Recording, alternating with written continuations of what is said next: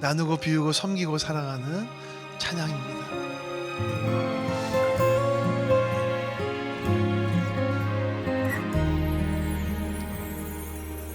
세상에 하나뿐인 진실한 사랑, 이 세상 모두 붓는 참된 사랑, 연약한 나에게도 찾아오셔서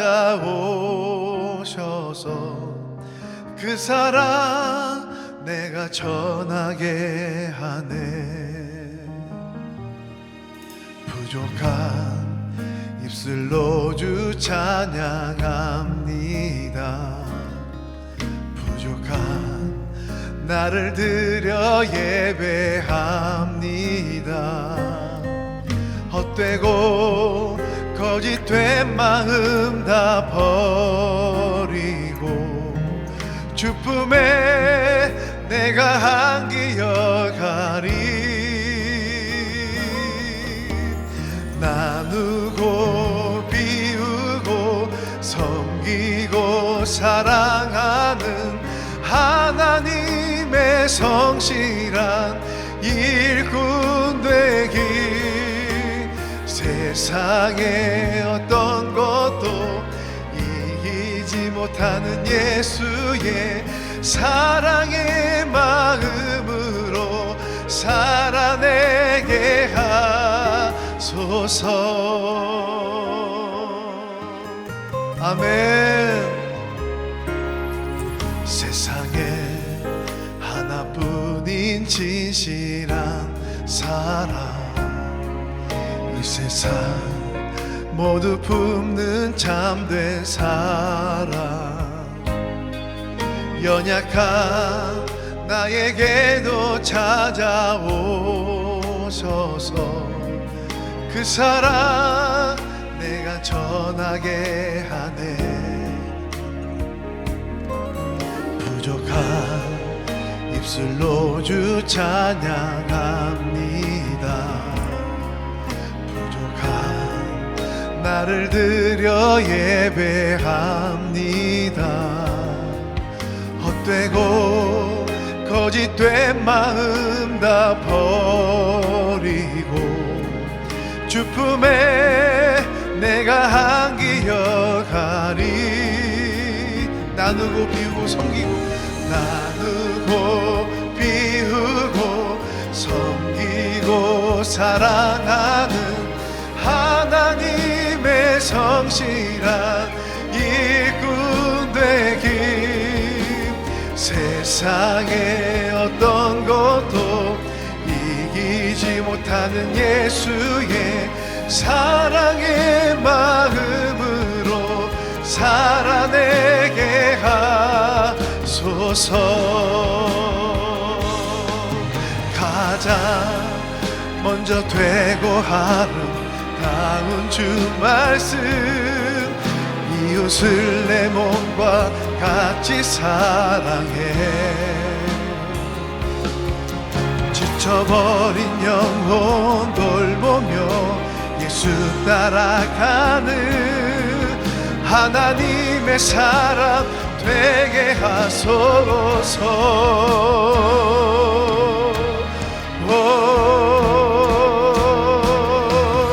나누고 비우고 섬기고 사랑하는 하나님의 성실한 일꾼 되기.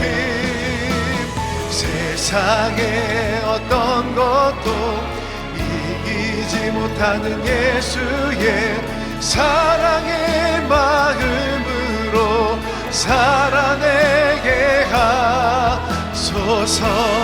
우리 두 손 높이 들고 하나님, 하나님, 예수님, 성령님, 내 아버지, 하나님의 신실한 일꾼 되기.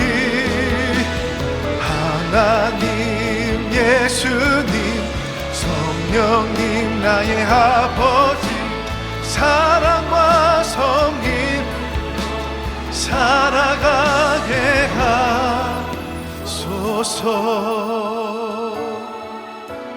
살아가게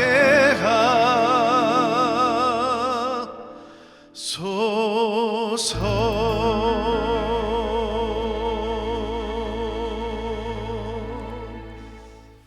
네, 우리 이사야서 41장 10절 말씀을 읽도록 하겠습니다.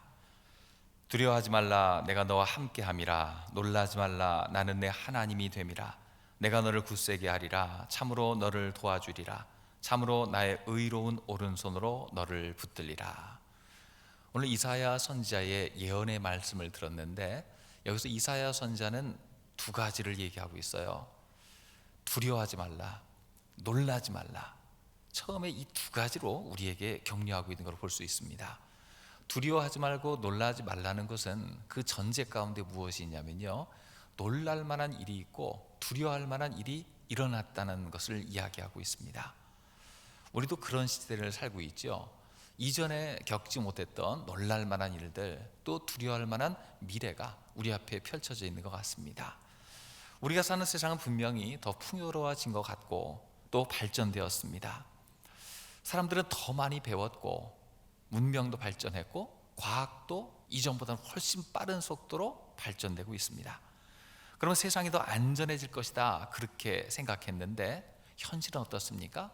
더 안전해진 것이 아니라 더욱더 두려운 일들, 놀랄 만한 사실들이 우리 앞에 펼쳐지는 것을 보게 됩니다.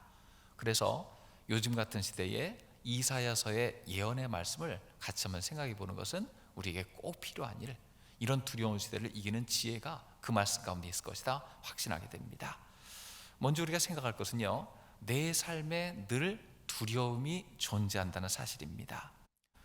사람들이 기본적인 욕구가 있는데요, 그 중에 안전의 욕구라는 것이 있죠. 안전한 곳에서 머물며 살고 싶다는 욕구입니다. 이 생존의 욕구 중에 가장 중요한 것 중에 하나입니다. 하지만 우리 주변에 나를 위협하는 것, 두렵게 하는 것 너무나 많습니다. 두려움의 종류도 훨씬 더 많아졌습니다. 그래서 이 두려움을 이기기 위해서 무엇을 합니까? 보험을 듭니다. 예전에는 그냥 상해보험, 생명보험, 화재보험 이 정도만 있었다면 요즘은 치아보험, 치매보험, 암보험, 온갖 종류의 보험이 나오는 걸 봅니다. 그만큼 우리 주변에 있는 위협이 훨씬 더 많아졌고 세분화하고 있고 그것을 대비하기 위해서 힘쓰고 있다는 것을 알 수가 있죠. 하지만 그런 모든 것을, 이런 장치를 다 고안하고 준비한다고 해서 우리 주변에 있는 두려움과 불안의 요소가 사라집니까? 그렇지 않습니다. 사람마다 우리 주변에 있는 사람과의 관계 때문에 두려워하는 사람이 있습니다. 또 실패의 두려움도 굉장히 큽니다. 그런데 가장 원초적인 큰 두려움은 죽음의 두려움인 것 같습니다. 히브리서 9장 27절 말씀에 이렇게 말씀하고 있습니다. 한 번 죽는 것은 사람에게 정해진 것이요 그 후에는 심판이 있으리니. 왜 두려워합니까? 죽음 이후에 심판이 있다는 것을 우리의 본능이 알고 있습니다. 그런데 거기에 대해서 우리가 준비하지 못하고 있습니다. 두려움은 본능과 같은 것이라서 우리가 처리할 수 없지만 이 두려움에 대해서 성경은 무엇이라고 이야기합니까? 디모데후서 1장 7절 말씀에 하나님이 우리에게 주신 마음은 두려워하는 마음이 아니라고 했습니다. 오직 능력과 사랑과 절제하는 마음이라고 분명히 표현하고 있습니다. 우리 가운데 두려움이 찾아온다는 것은 이것은 하나님에게서 온 마음이 아닙니다. 세상이 준 것이고 그 뒤에는 사단이 있는 것을 보게 됩니다. 하나님이 우리에게 주신 마음은 능력과 사랑과 절제의 마음입니다. 그러면 두려움은 본능적인 것이라서 언제든지 찾아올 수 있지만 그것에 사로잡혔다든지 아니면 두려움 때문에 움직이지 못한다든지 그렇게 되면 우리는 세상에 눌려 있는 것입니다. 사단마귀의 어떤 그런 권세 가운데 이기지 못하고 있는 것일 겁니다. 그렇기 때문에 우리는 이 두려움이라는 요소와 싸우면서 우리가 해야 될 결단이 있습니다. 바로 두려움을 이기는 믿음을 가져야 되겠다는 겁니다. 우리는 하나님의 자녀입니다. 그렇다면 우리는 이 두려움에 지는 인생이 아니라 두려움을 이기고 승리하는 삶을 살아야 될 줄로 믿습니다. 이 두려움은 무엇 때문에 옵니까? 성경은 죄 때문이라고 이야기합니다. 창세기 3장 10절에 내가 동산에서 하나님의 소리를 듣고 내가 벗었으므로 두려워하여 숨었나이다. 자, 아담이 하는 이야기죠. 벗었으므로 두려워하여. 이 벗었다는 것은 하나님 말씀을 불순종해서 두려워했다는 것입니다. 그러므로 두려움의 바로 직전에는 죄가 있고 불순종이 있습니다. 두려움의 근원은 죄에서 옵니다. 죄를 지었던 가인이 쫓겨날 때도 많은 사람이 나를 해할 것입니다. 두려움 가운데 있습니다. 우리는 이 두려움과 늘 싸우고 있는데 이 두려움을 어떻게 이길 수 있습니까? 지금도 우리가 겪고 있는 가장 큰 두려움이 바이러스의 두려움이죠. 보이지도 않는 바이러스입니다. 어떻게 활동하는지 깨달을 수 없습니다. 그러나 보이지 않는 바이러스 위협이 우리나라뿐만 아니라 전 세계 곳곳마다 스며들어 있는 것을 우리는 보게 됩니다. 단지 바이러스뿐만 아니라 이로 인해서 우리가 생명의 위협을 당하고 그러다가 혹시나 생명을 잃게 되면 우리는 죄로 인해 죽을 수밖에 없는 존재인 줄 알기 때문에 두려움이 우리를 사로잡는 겁니다. 하지만 분명한 것은 무엇입니까? 이 죄의 문제는 예수 그리스도의 보혈의 피로 말미암아 다 해결받은 줄로 믿습니다. 시편 23편 4절에 내가 사망의 음침한 골짜기로 다닐지라도 해를 두려워하지 않는 것은 주님이 나와 함께 하심이라. 주님이 함께 하시기 때문에 이 모든 두려움을 이길 수 있습니다. 하나님은 이 음침한 골짜기 같은 문제를 없애주신다고, 면제해주신다고 말씀하지 않으셨습니다. 오히려 그럼에도 불구하고 내가 함께 하겠다, 그러므로 두려워하지 말고 담대하라 말씀하신 것이죠. 우린 주님과 함께 하기에 두려움 대신 담대함을 취하는 우리 모두가 될 줄로 믿습니다. 그래서 우린 두려움의 현장에서 주님과 함께 하기에 담대하고 또 주님과 계속 함께 하기에 하나님과의 친밀함의 열매를 맺어야 됩니다. 다윗은 수없이 많은 위기를 겪었습니다. 하지만 그 위기를 통해서 무엇을 만났냐면 하나님과 깊은 관계를 맺었고 주님과의 친밀한 관계가 형성되었습니다. 다윗의 인생에 제일 어려운 때가 언제였을까요? 사울에게 쫓김당하여서 거의 10년 동안 광야에서 또는 다른 나라에서 헤매고 다녔을 때일까요? 저는 그렇게 생각하지 않습니다.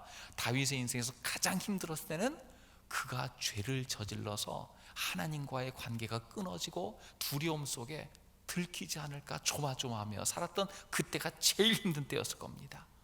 아마 나단 선지자가 그의 죄악을 지적할 때에 그는 그 자리에서 꼬꾸라지면서도 눈물 흘리면서 마음이 시원했을 것입니다.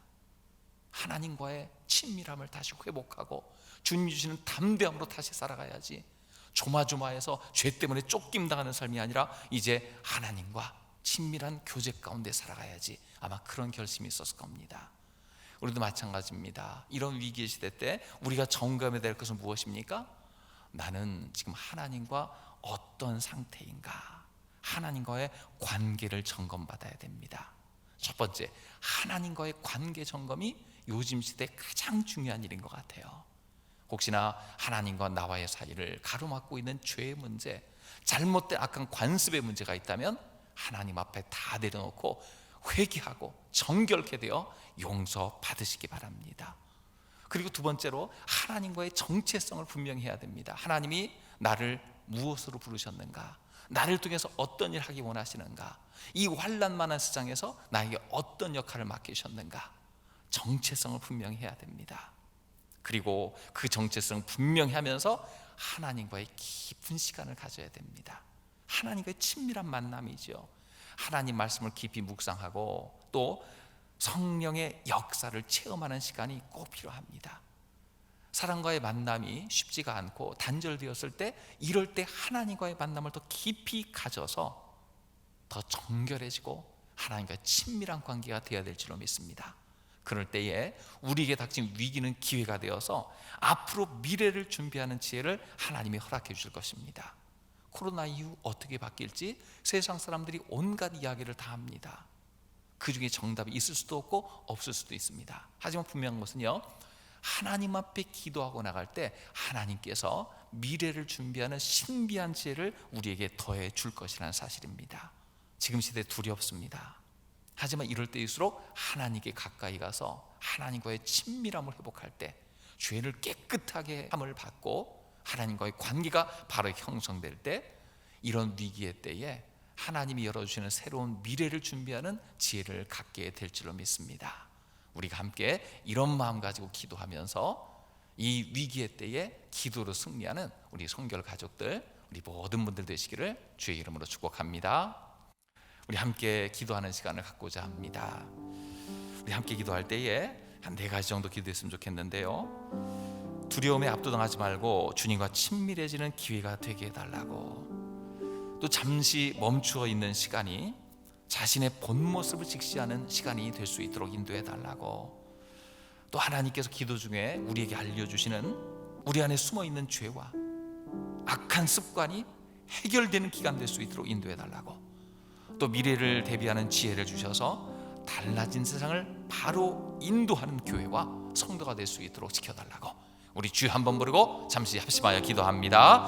주여, 하나님 아버지, 주께서 함께하여 주셔서 오늘 하나님 아버지 100일간의 기도의 시간 하나님 앞에 무릎 꿇고 주님의 음성 들으며 하나님이 인도하심 따라 살아갈 수 있도록 우리의 발걸음을 축복하시며 인도하여서 감사합니다.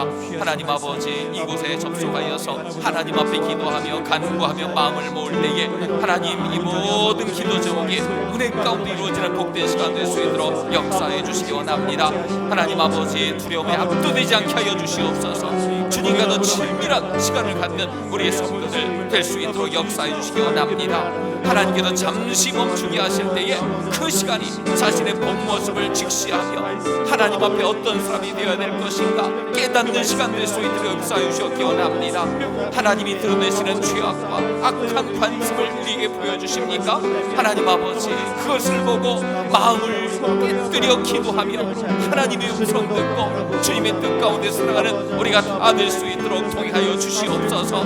앞으로 어떤 미래가 펼쳐질지 모르지만 하나님께서, 성령께서 우리 가운데 함께 하실 때에 하나님 아버지, 미래를 준비하는 지혜를 가지고 달라진 세상을 바르게 인도하는 교회 성도들 다 될 수 있도록 도와주셔서 하나님 아버지, 코로나 이후의 시대를 성령의 시대로, 하나님 인도하는 시대로 주님이 역사하시며 동행하시며 통치하는 시대로 바꿔가는 우리가 다 되도록 도와주시옵소서. 특별히 우리 성결 가족들의 기도를 들어주시고 먼저 기도로 하나님 앞에 나갈 때 이 100일간의 기도의 시간들이 주님 앞에 온전히 상달되어 하나님이 기뻐 받으시는 기도의 시간들 다 될 수 있도록 역사하여 주시옵기 원합니다. 오늘도 동행하시며 인도하시며 지켜주셔서 살아계신 하나님만 경험하는 우리가 다 될 수 있도록 주 역사하여 주시옵소서.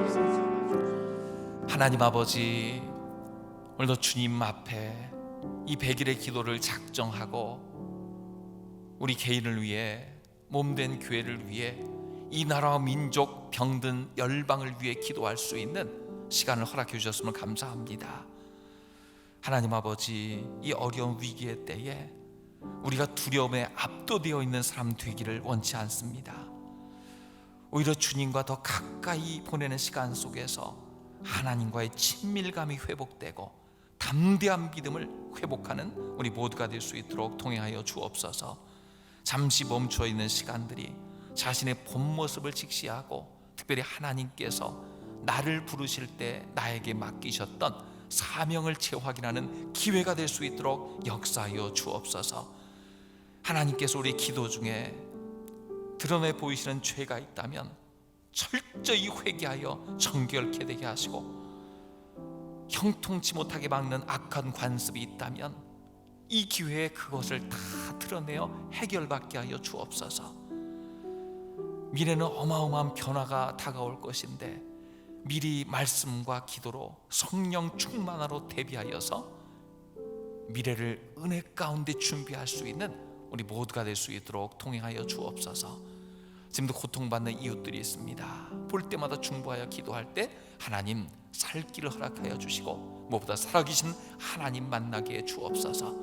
온 열방이 고통받고 있습니다. 온 세계에 주시는 하나님 메시지를 듣게 하시고 곳곳마다 주님의 귀한 일꾼들이 그것을 전하여서 한 사람 한 사람의 가난한 마음에 예수 그리스도의 복음을 심어주는 귀한 시간들 될 수 있도록 역사하여 주옵소서.